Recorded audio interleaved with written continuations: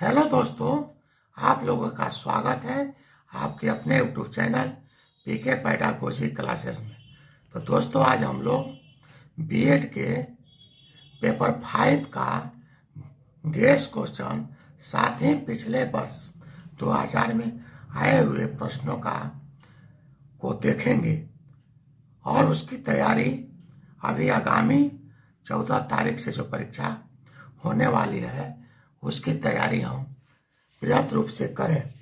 तो आइए देखते हैं इन प्रश्नों को। पहले प्रकार क्वेश्चन और टाइप में आपको शॉर्ट लघु उत्तरीय प्रश्न रहता है, उसमें लिखना पड़ता है 1 से लेकर के 10 तक क्वेश्चन रहते हैं। उसके बाद दीर्घ उत्तरीय प्रश्न रहते हैं।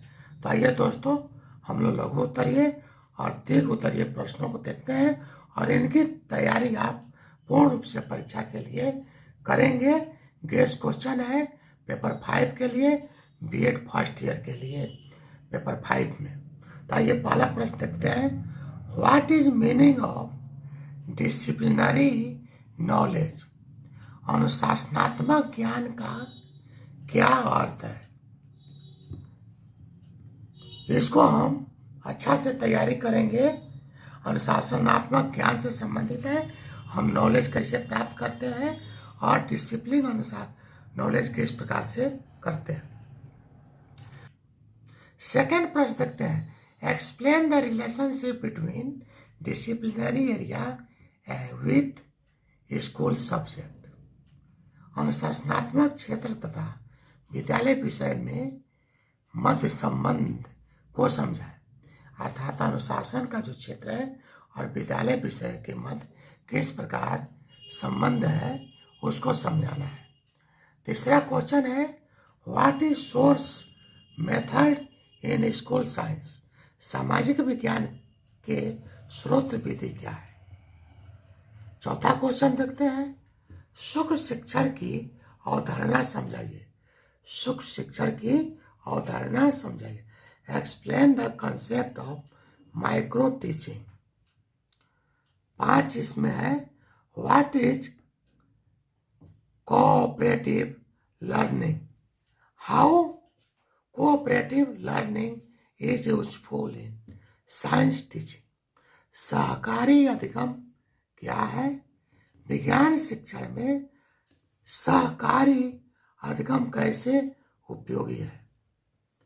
Describe concept mapping. संप्रत्यय मानचित्र के विवेचना कीजिए।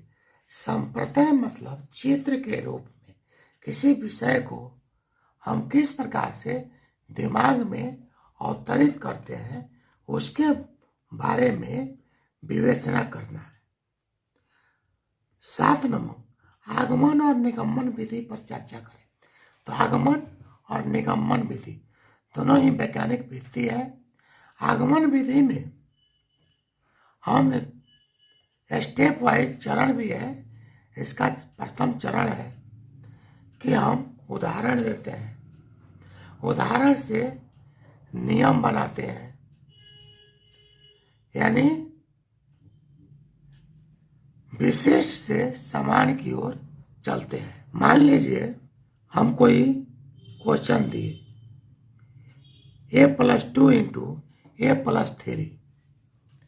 अब इसको हम समझाते हैं बच्चों को और समझाने के बाद एक निष्कर्ष पर पहुंचते हैं कि a² + a into 2+3 into 2 into 3। अर्थात अगर हम इसको इस तरह से रखें a+x प्लस a+b, तो इसके लिए नियम बनता है a² plus a into x plus b plus x into b। हम नियम से समान की ओर जाते हैं।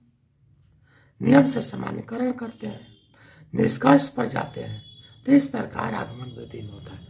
निगमन विधि में सीधे किसी नियम से उदाहरण की ओर जाते हैं और समान से विशिष्ट की ओर।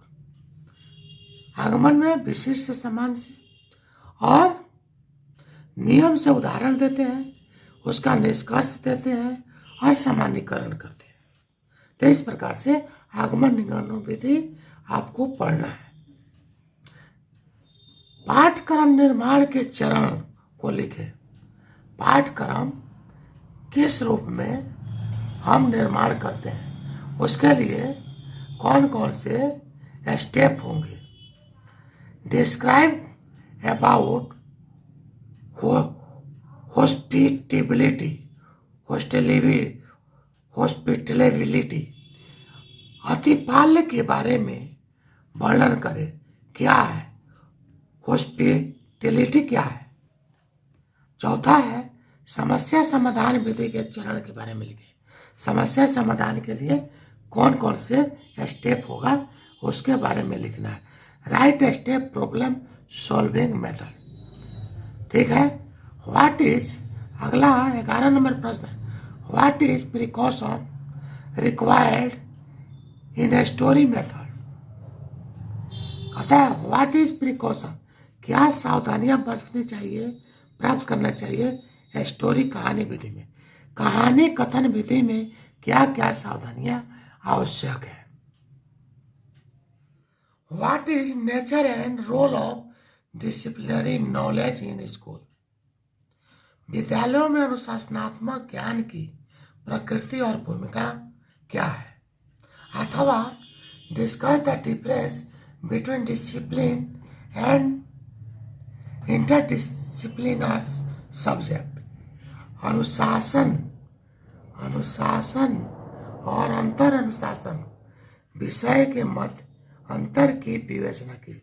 अनुशासन और अंतर अनुशासन विषय के मध्य अंतर की विवेचना कीजिए। Explain any two teaching method of teaching math. Math में व्याख्या गणित शिक्षण की कोई दो शिक्षण विधियों को समझाए।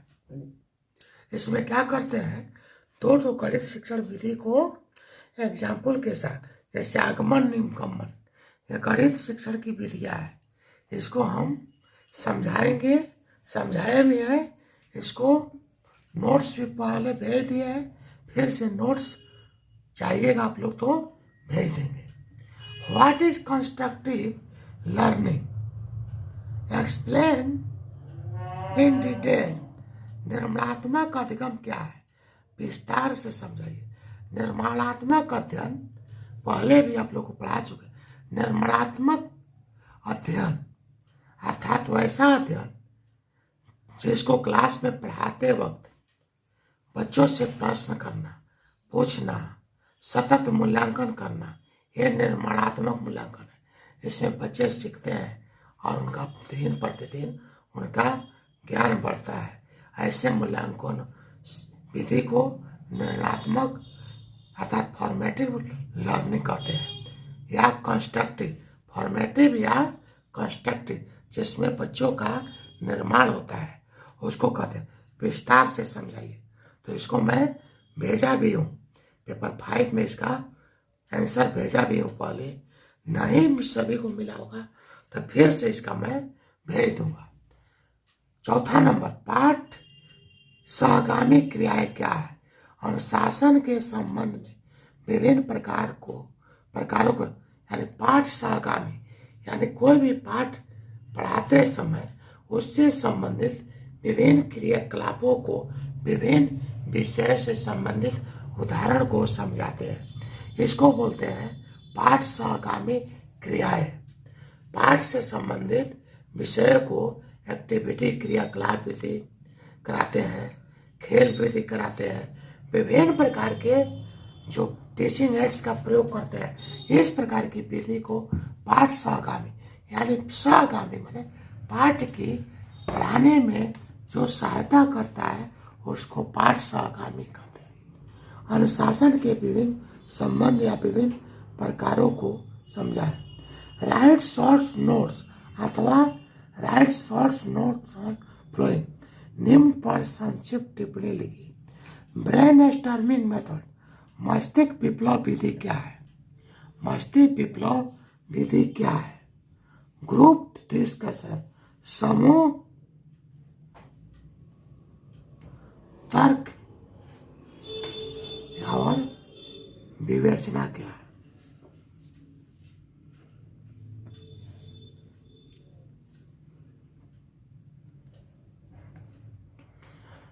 अगला केस क्वेश्चन। विषयों के संबंध में योजनाओं की विवेचना करें। Describe the project related to teaching of a subject. इसका मैं नोट्स अभी भेज रहा हूँ, आप लोग देख लेंगे, साथ में नोट्स है। अनुशासन और विषय में क्या अंतर है? विषयों पर महाभारत से क्या समझते हैं, इसका नोट्स भी मैं भेज दिया हूँ। और अनुशासन और विषय में क्या अंतर है, इसको मैं क्लास में पढ़ा दिया हूँ। तो आइए हम विषयों के संबंध में योजनाओं की विवेचना करें या प्रोजेक्ट मेथड के कौन कौन से चरण हैं, इसके बारे में जानते हैं। आइए दोस्तों, हम लोग बहुत ही महत्वपूर्ण फर्स्ट ईयर बीएड के दृष्टि से मैं बता रहा हूँ, या किसी न किसी सब्जेक्ट में यह प्रश्न अवश्य आएगा। तो दोस्तों, आगे बढ़ने से पूर्व एक बार आप लोग से आग्रह है कि वीडियो को लाइक तथा सब्सक्राइब अवश्य करेंगे, और लाइक और सब्सक्राइब करने में आपको कुछ नहीं जाता है। इसलिए आइए हम लोग प्रश्न को देखते हैं। विषयों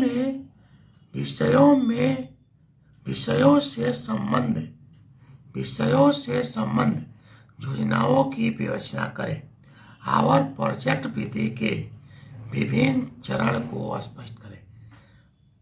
what is the step of project method and definition of project and characteristics of project and limitation and merit of project के बारे में हम लोग आज देखेंगे। पहले भी पढ़ चुके हैं, इसका नोट्स भी मैं भेज चुका हूँ। फिर भी विषय यह काफ़ी ही महत्वपूर्ण है, पेपर 5 के दृष्टि से और पेपर के दृष्टि से भी काफ़ी महत्वपूर्ण है। इसकी तैयारी अच्छी से आप कर लेते हैं तो अन्य विषय में भी इसका प्रश्न आपसे नहीं छूटेगा। तो आइए आगे बढ़ते हैं। दोस्तों, प्रोजेक्ट विधि क्या है और प्रोजेक्ट विधि का प्रतिपादन किसने किया, और प्रोजेक्ट विधि की कुछ परिभाषाएं हैं जो हमारे शिक्षा शास्त्रियों ने दी है। तो आइए हम देखते हैं कि प्रोजेक्ट विधि का पहले मूल आधार क्या है। प्रोजेक्ट विधि का मूल आधार जॉन डेवी की विचारधारा है, परंतु पद्धति के रूप में इसके निर्माण का श्रेय विलियम किलपैट्रिक को दिया जाता है या दिया जा सकता है।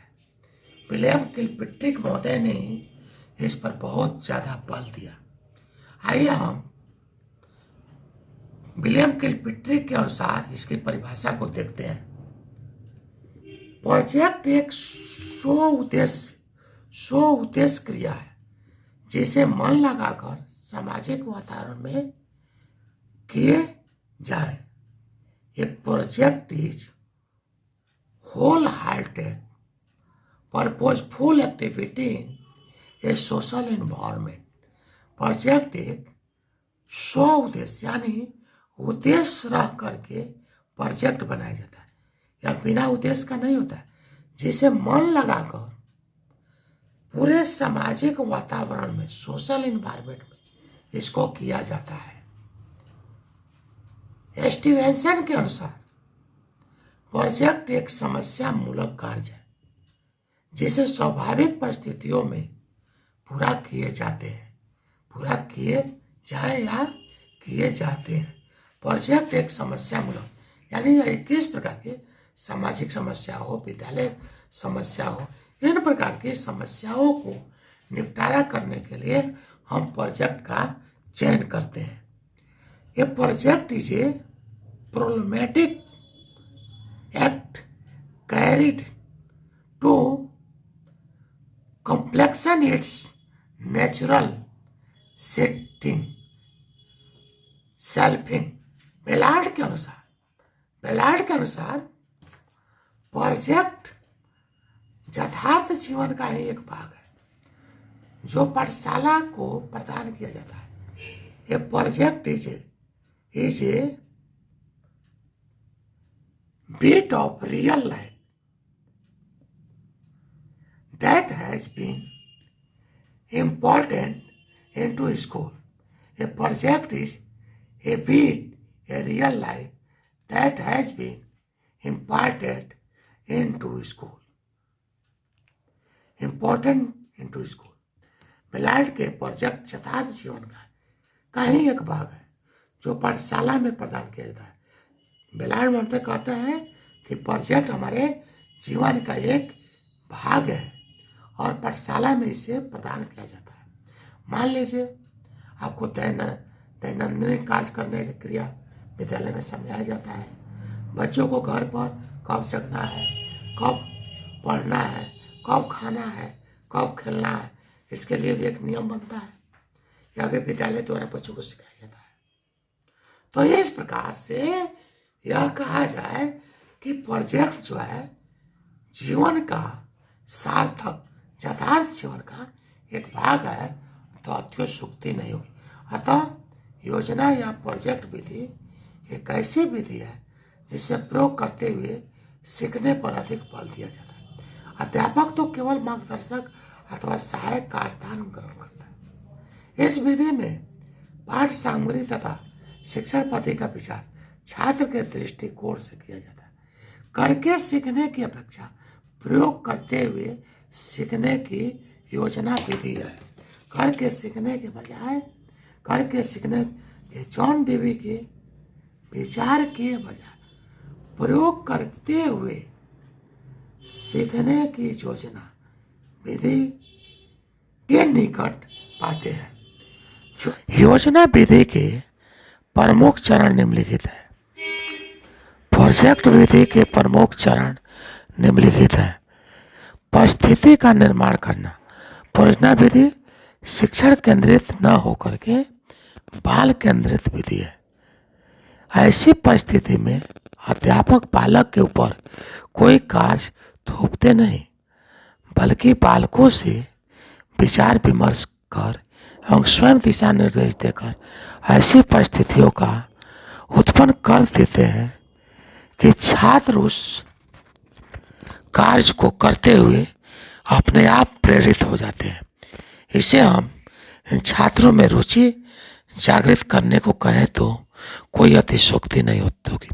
इस प्रकार के ज्ञान का संबंध तात्कालिक जीवन से होता है, अर्थात परियोजना विधि शिक्षक केंद्रित न होकर शिक्षक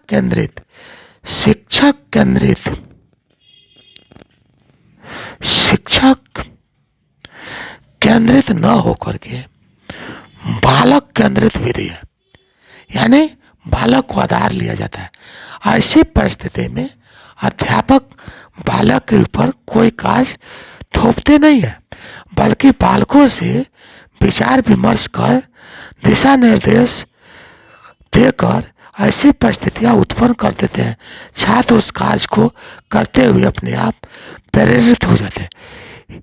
इसे हम इन छात्रों को छात्रों में अभिरुचि पैदा होती है, जागृत करते हैं, उनमें अतिशयोक्ति नहीं होगा। यानी बच्चों में इसके द्वारा ज्ञान का संबंध तात्कालिक जीवन से होता है। उदाहरणार्थ हमारे विद्यालय में अनेक दिवस मनाए जाते हैं। 15 अगस्त, 26 जनवरी, 2 अक्टूबर आदि। इन दिवस का आयोजन मात्र औपचारिकता है। इसमें न केवल कोई तो शिक्षक ही और न ही छात्र ही रुचि लेते। यदि इनके स्थान पर हम इन दिवस को प्रोजेक्ट का रूप प्रदान कर दें तो हिंदी, नागरिक शास्त्र, और साथ संस्कृत आदि विषयों के समन्वित शिक्षा का प्रभावी माध्यम बन सकते हैं। अतः इनके सहयोग से शिक्षक कक्षा के वातावरण में समीपता और वास्तविकता का निर्माण करने में सफल होता है। अर्थात उदाहरण जो है हमारे, आप जानते हैं विद्यालय में कई कार्यक्रम होते हैं, लेकिन बच्चे और अध्यापक आजकल रुचि से नहीं करते हैं। इसी को प्रोजेक्ट के रूप में बच्चों के विचार विमर्श से लेकर के दिया जाए तो बहुत अच्छे ढंग से बच्चे करेंगे। दूसरा चरण है परियोजना का चयन। किस प्रकार का परियोजना होना चाहिए, इसका चयन भी जरूरी है। प्रोजेक्ट विधि दूसरा चरण है, योजना का चयन करना। इस चरण में क्या करना है, कैसे करना है और विशेष बल दिया जाता है। इस बात पर भी निर्णय लिया जाता है कि उद्देश्यों की प्राप्ति संभावित है कि नहीं। कार्य योजना को कितनी सावधानी और सतर्कता से तैयार किया जाएगा, उतना ही अधिक सफल प्रोजेक्ट होगा। परियोजना का कार्यक्रम बनाना। परिस्थिति के निर्माण एवं योजना के चयन के बाद तीसरा चरण है परियोजना के पूर्ण करने की योजना के कार्य का निर्धारण करना। किसी भी कार्य को बिना पूर्व योजना के सफल पूर्वक किया जाना संभव नहीं है। इसलिए पूर्ण योजना में छात्रों के पूर्ण रूप में विचारों विमर्श हेतु स्वतंत्रता प्रदान की जाए। इस हेतु छात्रों के विभिन्न कार्यक्रमों के विचार विमर्श हेतु प्रस्तुत करने को कहा जाता है चाहिए।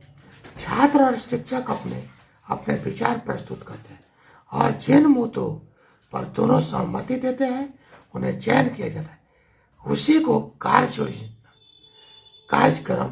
का आधार बनाया जाता है। अर्थात कार्यक्रम बनाना, बच्चे की सहमति से योजना को तैयार करना और कार्यक्रम को रूप देना विचार विमर्श के बाद। योजना का क्रियान्वयन करना। योजना तैयार हो जाने के पश्चात अध्यापकों को चाहिए कि वह बालकों को इसे क्रियान्वित करने के लिए प्रोत्साहित करें। उसे बालकों को आपस में अपनी रुचियों और क्षमताओं के अनुसार कार्य और कर्तव्य बांट लेने को करना चाहिए। योजना की सफलता के लिए आवश्यक है कि हर विद्यार्थी को करने के लिए न कुछ मिले और फिर योजना के प्रति की पूर्ति उन्हें परस्पर मिलजुल कर कार्य करने को कहा जाए। योजना का क्रियान्वयन जो सभी मिलकर करें और अध्यापक उसमें सहयोग करें। अपनी रुचियों और क्षमताओं के अनुसार कार्य और कर्तव्य बांट लेने को करना चाहिए। योजना की सफलता के लिए आवश्यक है कि विद्यार्थी को करने के लिए कुछ न कुछ मिले, फिर योजना की पूर्ति तक उन्हें परस्पर मिलजुल कर कार्य करने को कहा जाता है। आइए मित्रों, अगला चरण देखते हैं। पांचवा चरण है परियोजना का पांचवा चरण है मूल्यांकन। यह परियोजना विधि का पांचवा चरण है। इस चरण में योजना में निर्धारित उद्देश्यों को ध्यान में रखकर परिणामों का मूल्यांकन किया जाता है। यह मूल्यांकन आलोचनात्मक होता है, अर्थात गुण दोषों को बताया जाता है। परियोजना विधि का पांचवा चरण मूल्यांकन है, यानी जिस उद्देश्य से मैंने परियोजना को बनाया था उस उद्देश्य की पूर्ति हुआ कि नहीं, इसका हम मूल्यांकन करते हैं। और आलोचनात्मक मूल्यांकन आलोचनात्मक होता है। आलोचनात्मक मूल्यांकन किसे कहते हैं? उसके गुण और अवगुण दोनों को ध्यान में रख करके हम चर्चा करते हैं, इसको बोलते हैं आलोचनात्मक। अर्थात गुण दोषों को बताया जाता है। यदि विद्यार्थी को उसकी त्रुटियों या गलतियों को बता दिया जाए तो बालक बहुत कुछ सीख सकता है। जहाँ तक संभव हो रचनात्मक मूल्यांकन किया जाए। कलिंग महोदय ने इसके 4 चरण बताए हैं। बनी हुई वस्तु में सुधार करने का सुझाव, इन सुझावों की आलोचना तथा मूल्यांकन करना, यानी सकारात्मक मूल्यांकन होना चाहिए, सकारात्मक आलोचना होनी चाहिए, सुझाव कार्यान्वित किए जाने अथवा सही निर्णय किया जाए, उचित सुझावों के अनुसार वस्तु को में आवश्यक परिवर्तन करना। अर्थात मूल्यांकन एक प्रकार से आलोचनात्मक मंथन है जो प्रशिक्षण का एक महत्वपूर्ण अंग है, इसलिए उसकी आलोचना नहीं की जानी चाहिए। अब हम आते हैं परियोजना का छठा चरण। परियोजना का छठा चरण लेखा जोखा रखना। दोस्तों, किसी कार्य में किस प्रकार का योजना है, उसमें क्या क्या चाहना चाहिए, इस और कितना धन व्यय होगा, उसमें कौन कौन सी, तो इसकी एक लेखा जोखा होनी चाहिए। इसके लिए विद्यार्थी के पास, सभी विद्यार्थियों के पास एक योजना पुस्तिका होती है जिससे वे योजना संबंधी सभी क्रियाओं का लेखा जोखा रखते हैं। इसमें वे अपने द्वारा किए गए कार्यों की विधियाँ, कौन सी विधि अपनाएं, उपकरण, प्रयुक्त पुस्तकें और उनके उदाहरण आदि को लिखने के साथ साथ योजना का चयन, नियोजन होने वाले तर्क वितर्क, कर्तव्यों को बंटवारा, मार्ग में आने वाली कठिनाइयों, प्राप्त किए गए अनुभव तथा लिए गए निर्देशन आदि सभी बातों को साथ साथ जो कमियां और अभाव महसूस किए गए उनका भी इस पुस्तिका में उल्लेख है। सुझाव, सजेशन, परियोजना विधि का सबसे अंतिम चरण। परियोजना विधि का सबसे अंतिम चरण सुझाव या सुझाव योजना के अंत में दिए जाते हैं।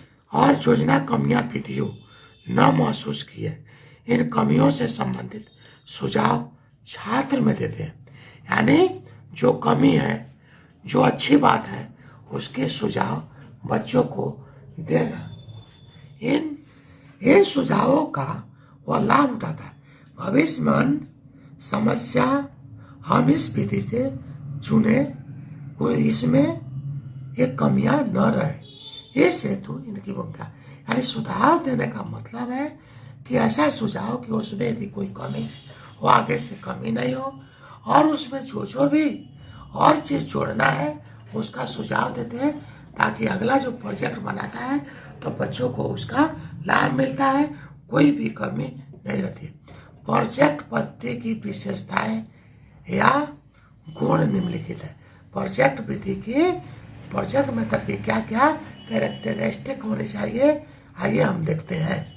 तो दोस्तों, एक बार जो वीडियो पर इस चैनल पर नए हैं तो ये वीडियो को कृपया लाइक, सब्सक्राइब तथा शेयर अवश्य करेंगे।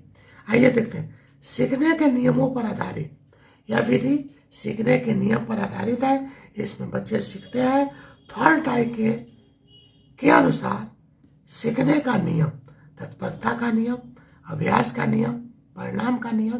प्रोजेक्ट विधि में तीनों नियमों को हम सीखते हैं। इसमें शिक्षा का संबंध, जीवन से संबंध, इसमें शिक्षा से संबंध, बालक के शिक्षा से संबंध, बालकों को वास्तविक जीवन से है, उनके वास्तविक जीवन का ज्ञान मिलता है। हम जो भी बच्चे सीखते हैं उनके जीवन आधारित होते हैं। प्रजातांत्रिक भावना का विकास, बच्चे प्रोजेक्ट के द्वारा बालक में प्रजातांत्रिक और वारी ढंग से प्रजातांत्रिकवादी ढंग से सीखते हैं। प्रोजेक्ट सब मिल करके काम करते हैं, बच्चे स्वतंत्र होते हैं, अपनी इच्छा के अनुसार कार्य करते हैं, तो इसमें प्रजातांत्रिक होती है, सभी मिलकर कार्य। चरित्र निर्माण में सहायता, सब मिलकर काम करते हैं। प्रोजेक्ट के द्वारा बालक में सर्वांगीण विकास में पर्याप्त सहायता मिलती है। प्रोजेक्ट में के काम से प्रेम, इनमें आत्मविश्वास तथा आत्मनिर्भरता की भावना का विकास होता है। प्रोजेक्ट विधि में छात्र स्वयं हाथ से काम करते हैं तो श्रम का महत्व समझते हैं। जब व्यक्ति अपने से करते हैं तो उनमें उनको अपने कार्य के महत्व का आता है, समय का क्या महत्व है, पैसा का क्या खर्च है। पिछड़े हुए बालकों की सहायता, जैसे पिछले बालकों की भी सहायता मिलती है। पिछले बालक देख कर सीखते हैं, उनको भी कार्य करने का मौका मिलता है। समवायी पद्धति का अवलंबन, अभिव्यक्ति का विभिन्न अवसर मिलता है। प्रोजेक्ट पद्धति में भिन्न भिन्न विषय अलग से नहीं पढ़ाए जाते हैं। प्रोजेक्ट केंद्रीय विषय होता है, किसी खास विषय पर प्रोजेक्ट बनाए और उसके आधार पर अन्य विषयों की शिक्षा प्रदान की जाती है। अब इसकी प्रोजेक्ट विधि की हर चीज का, हर व्यक्ति हो, कोई वस्तु हो, किसी का की विशेषता होती है तो उसमें कुछ डिमेरिट भी होती है। आइए इसकी क्या डिमेरिट है। क्रमहीन पाठन विधि, इसमें सिस्टमेटिक ढंग से पढ़ाई नहीं होती है, यह क्रमहीन है। केवल प्रोजेक्ट द्वारा सभी विधियों को शिक्षा देना असंभव है, इसलिए शिक्षण अभिव्यक्ति तथा क्रमहीन हो जाता है। बालक का सर्वांगीण विकास नहीं हो पाता है, सभी विषयों को बालक का ज्ञान नहीं हो पाता है। साहित्यिक विषयों की उपेक्षा, इसमें केवल प्रोजेक्ट से संबंधित विषय की पढ़ाई होती है, इसमें साहित्यिक विषयों की पढ़ाई नहीं होती है। यदि हम केवल प्रोजेक्ट पद्धति पर ही निर्भर रहे तो साहित्यिक विषय की अवहेलना करनी होगी, क्योंकि इस पद्धति में सारा बल समस्याओं को समझने और इससे अधिक धन व्यय होता है। पाठ्य पुस्तकों का अभाव, इस विधि में धन का भी अभाव होता है, समय और धन दोनों ज्यादा लगते हैं। पाठ्य पुस्तकों का अभाव, प्रोजेक्ट विधि के लिए पाठ्य पुस्तकों का अभाव है। जो भी पुस्तकें हैं ज़्यादातर पुस्तकें ट्रेडिशनल हैं, अतः बच्चों के लिए